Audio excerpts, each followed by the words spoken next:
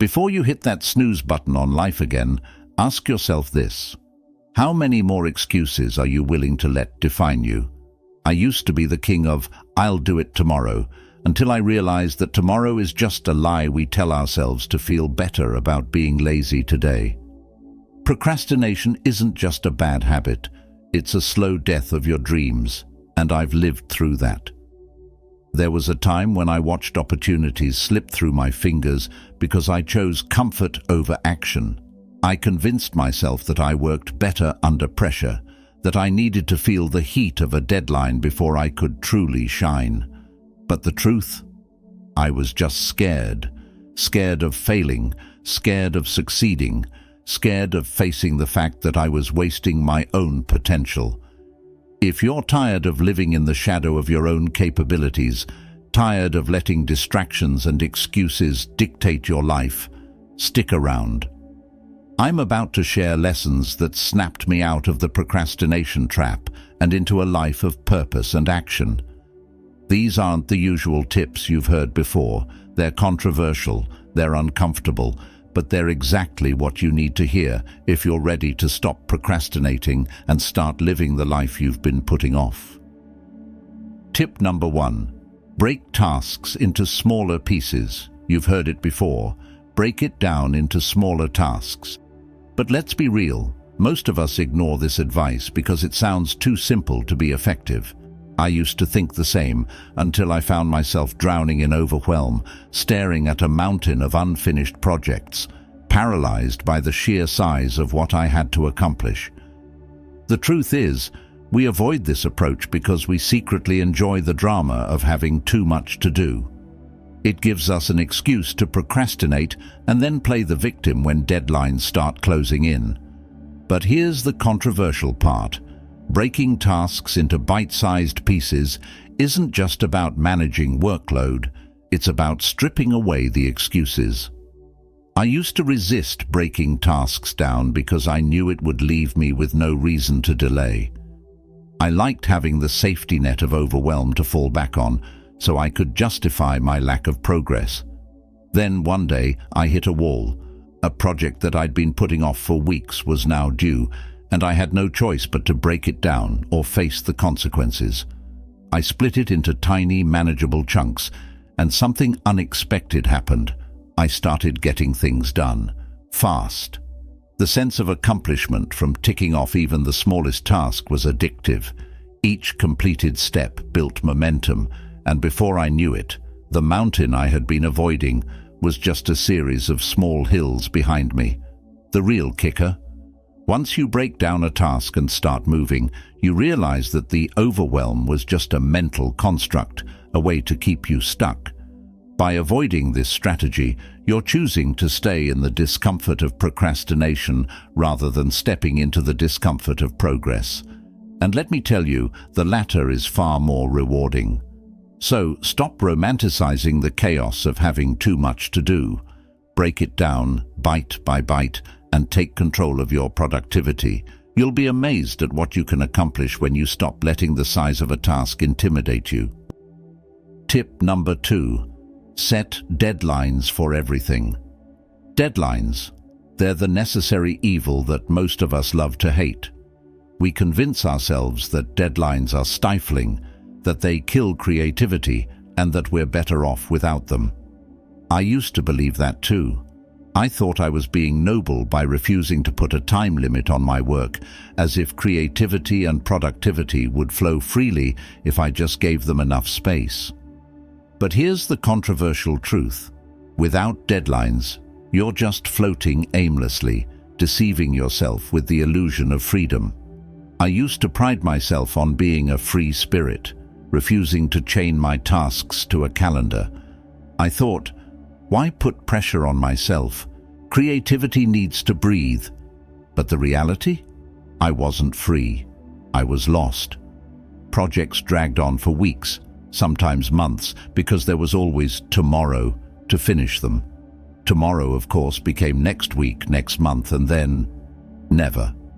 Without deadlines, I was sabotaging my own success, hiding behind the excuse of waiting for the right moment to get things done. Then came the day I missed out on a huge opportunity. I'd been working on a project that could have been a game changer for me, but I kept pushing the deadline, convinced I'd have more time. When the opportunity passed, I was left with nothing but regret. That's when it hit me. Deadlines aren't there to restrict us. They're there to protect us from our worst instincts. Without them, we're just letting our dreams drift further out of reach. The turning point came when I started setting deadlines for everything. Yes, everything. Not just the big projects, but even the small, seemingly insignificant tasks. The change was immediate and profound. Suddenly, my to-do list wasn't a vague collection of wishes and hopes. It was a series of actionable steps with clear endpoints. The ticking clock became a motivator, not a source of stress. I wasn't just working, I was finishing, and that made all the difference. There's something powerful about setting a deadline. It's like drawing a line in the sand, declaring that by this point, this task will be done. It forces you to prioritize, to make decisions, and to commit. I found myself becoming more disciplined, more focused, and strangely, more creative. With a deadline in place, I had to find ways to be efficient, to cut through the noise, and to produce my best work in the time I had. And guess what? My creativity didn't suffer. It thrived. The pressure of a deadline pushed me to think outside the box, to innovate, and to deliver. The deeper message here: deadlines aren't about pressure, they're about purpose. They force you to make decisions, to commit, and to move forward. In life, nothing is guaranteed except the passage of time. If you don't set your own deadlines, life will set them for you, and trust me, they'll be far less forgiving. Setting a deadline is an act of self-respect. It's telling yourself that your time and goals are important enough to be finished, to be realized. It's about valuing your own word and holding yourself accountable. When you set a deadline, you're not just managing your time, you're reclaiming control of your life. You're refusing to let procrastination steal your potential. You're deciding that you're the kind of person who finishes what they start, who values their time and their goals enough to see them through to the end. And let's not forget, deadlines also teach you resilience. Sometimes you won't meet them. Sometimes life will throw curveballs that derail your plans. But even then, deadlines give you a framework to regroup, to adjust, and to keep moving forward. They teach you that progress isn't about perfection, it's about persistence. So stop fearing deadlines, embrace them, set them for everything, and watch as the quality of your work and your life transforms. Deadlines are your allies in the battle against procrastination, guiding you toward a life where your actions align with your ambitions. Make them your norm, and you'll find yourself achieving more than you ever thought possible. Tip number 3. Create a reward system. We've all heard the advice to treat yourself, but how often do you actually apply it to your productivity? The idea of creating a reward system might sound childish or even manipulative at first, like you're bribing yourself to get things done. I used to think the same. I thought I should be able to push through my to-do list purely out of discipline or the desire to succeed. But here's the controversial truth. Discipline alone isn't always enough, and sometimes a little incentive can make all the difference between getting things done and getting stuck in a cycle of procrastination. When I first started incorporating rewards into my workflow, it felt strange. I'd set a small goal, finish writing a report or make it through an intense workout, and then promise myself a reward, like watching an episode of my favorite show or indulging in a snack I'd been craving. At first, I was skeptical. Would a simple reward really motivate me? But as I began to integrate this system into my routine, I noticed a shift. Tasks that had previously felt like burdens became challenges, and I was more eager to tackle them because I knew there was a tangible reward waiting for me at the end. But let's dive deeper into why this works. Our brains are wired to seek pleasure and avoid pain. When you create a reward system, you're essentially hacking your brain's natural tendencies, using its desire for pleasure to your advantage. The anticipation of a reward triggers the release of dopamine, a neurotransmitter associated with motivation and pleasure. This chemical boost doesn't just make you feel good, it actually helps you focus and stay on track. Now here's where it gets controversial. We're often taught that hard work should be its own reward, that we shouldn't need external motivators to push us through. But here's the thing, life isn't always a Rocky movie montage where sheer willpower gets you through. Sometimes you need to trick your brain into cooperating, especially when you're tackling tasks you don't particularly enjoy, and that's okay. It's not about being weak, it's about being smart. Creating a reward system is also about teaching yourself the value of delayed gratification. When you know there's a reward at the end of the tunnel, you're more likely to push through the difficult or boring parts of a task. Over time, this practice builds resilience and helps you develop a stronger work ethic. You start associating hard work with positive outcomes, which can transform your entire approach to productivity. In my own life, I've found that rewards don't always have to be grand or expensive. Sometimes it's as simple as taking a 10-minute break to stretch, grabbing a coffee from my favorite cafe, or even just giving myself permission to stop working for the day. The key is to make sure the reward is something that genuinely excites you, something that feels like a treat, no matter how small. And here's the deeper message. Creating a reward system is a way of practicing self-care. It's about acknowledging that you deserve to enjoy the fruits of your labor, no matter how small the victory. It's about breaking the toxic cycle of endless work without recognition, which can lead to burnout and resentment. By rewarding yourself, you're not just motivating action, you're cultivating a healthier relationship with your work and your achievements. But be warned, this isn't a free pass to slack off or to reward yourself for every tiny task. The key to a successful reward system is balance. The reward should match the effort. You wouldn't treat yourself to a vacation for answering a few emails, just like you wouldn't skip a reward for finishing a major project. It's about finding that sweet spot where the reward feels earned and meaningful. Tip number 4. Set clear goals.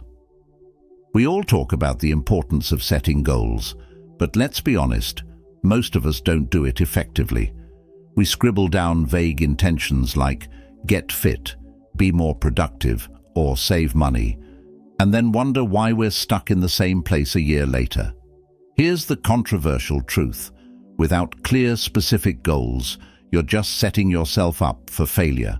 A goal without clarity is like a destination without a map. You might know where you want to go, but you have no idea how to get there. Or worse, you might never even start the journey. I used to be guilty of this. I'd set these grand, ambitious goals with the best intentions, thinking that as long as I had a general idea of what I wanted, I'd eventually figure it out.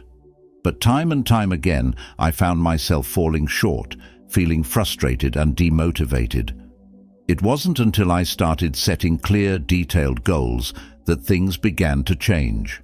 I'm talking about goals with specific outcomes, timelines, and actionable steps, goals that left no room for ambiguity.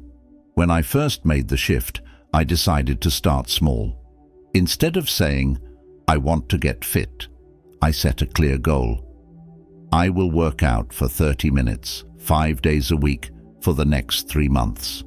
I outlined exactly what kind of exercise I would do, when I would do it, and how I would track my progress. And guess what? It worked. Suddenly, I wasn't just hoping to get fit. I was actually doing it and seeing results. The specificity of the goal gave me direction, and the timeline gave me urgency.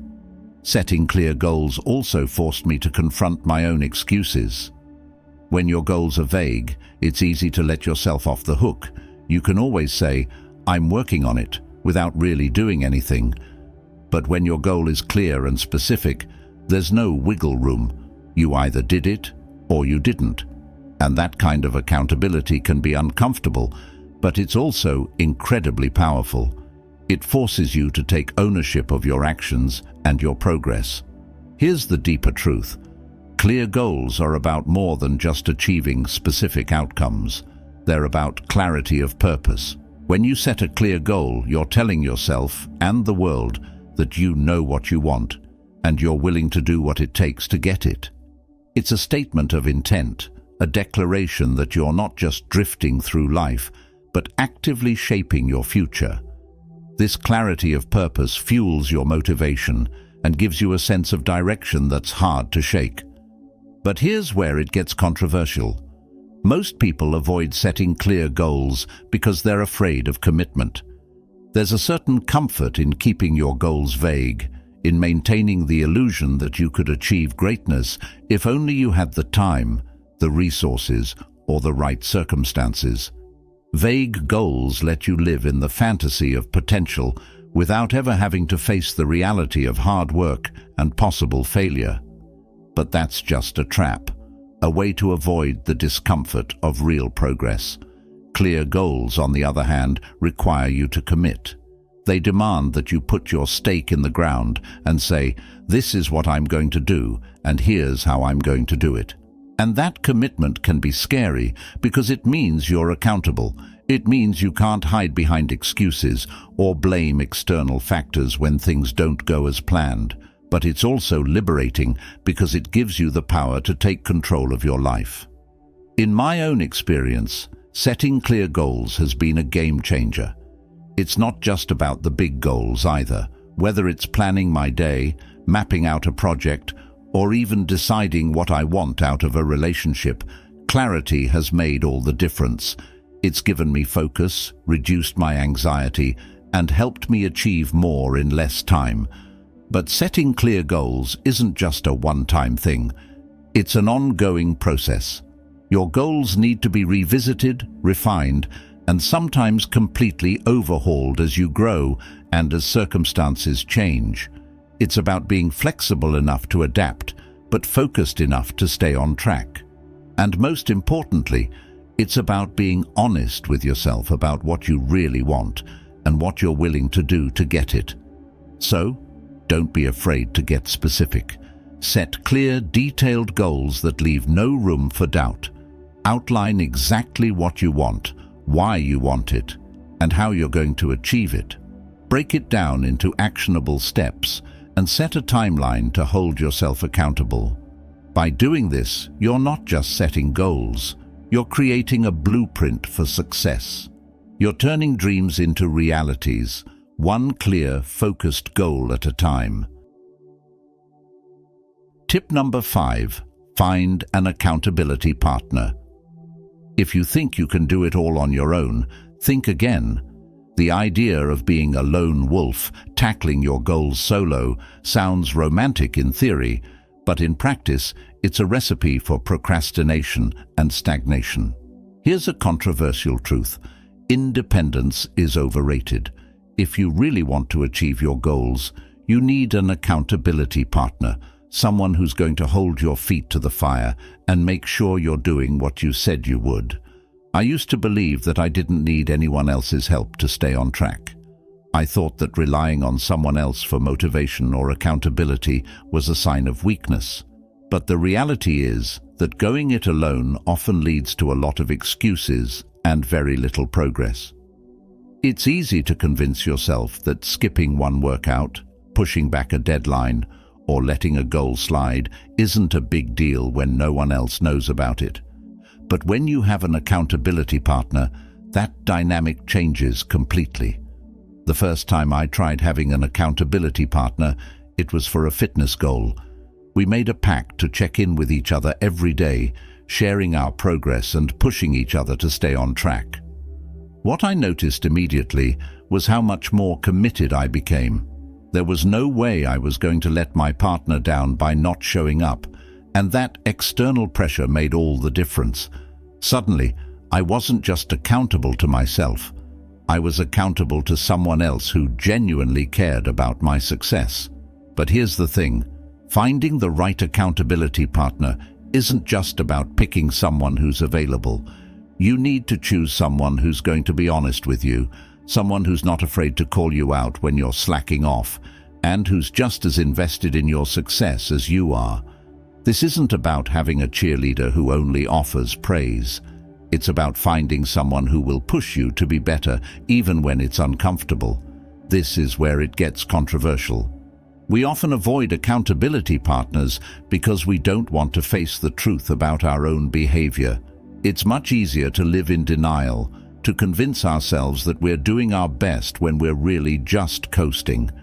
An accountability partner strips away that illusion. They see through the excuses, the justifications, and the half-hearted efforts. And that can be incredibly uncomfortable, but it's also exactly what you need if you're serious about achieving your goals. When you're accountable to someone else, you're less likely to procrastinate. Why?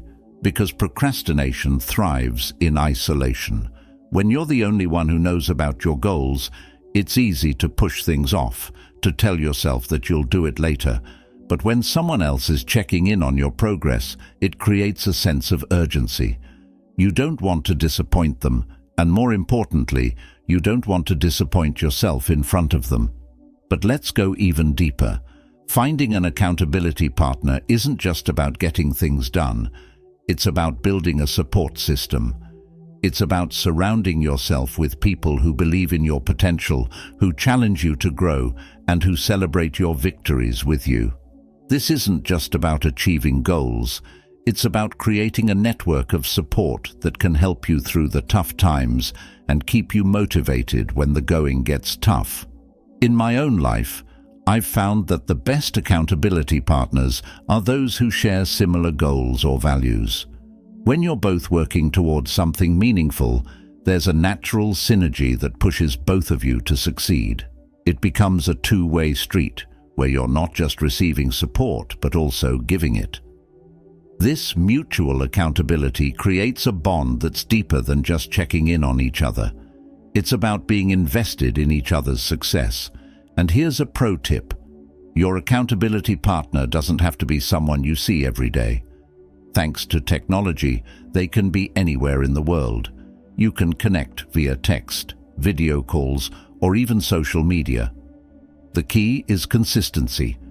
Regular check-ins, whether daily, weekly, or monthly, keep the momentum going and ensure that you're both staying on track.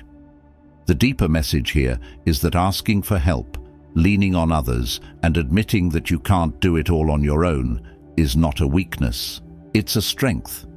It's a recognition that we are social creatures, wired for connection, and that we thrive when we support each other. By finding an accountability partner, you're not just improving your chances of success, you're also enriching your life with deeper relationships, shared goals, and a sense of community. So, if you're serious about achieving your goals, stop trying to go it alone. Find someone who will hold you accountable, push you to be better, and support you along the way. In doing so, you'll not only accomplish more, but you'll also grow stronger, more resilient, and more connected to the people who matter most. So, there you have it, 6 powerful strategies to conquer procrastination and take control of your life. But let's cut to the chase. This isn't just about getting more done. It's about choosing how you want to live. Procrastination isn't just a bad habit, it's self-sabotage. It's the excuse that delays your dreams, your goals, and your potential. You can keep putting things off, letting fear and doubt dictate your actions. Or you can make the choice to fight back. Start today, not tomorrow. Use these strategies, take small steps, and let the momentum build. It won't be easy, but every step forward is a victory. Remember, you're not alone in this. Whether it's an accountability partner, leveraging technology, or setting clear goals. There are tools to help you. The key is to start now, not when things feel perfect, because that day may never come. This is about more than productivity. It's about living a life without regrets, knowing you gave it your all. Your future self is counting on you, so don't let procrastination rob you of the life you deserve. Take action, take control, and start building the future you've always dreamed of. The only thing standing between you and your goals is the decision to start.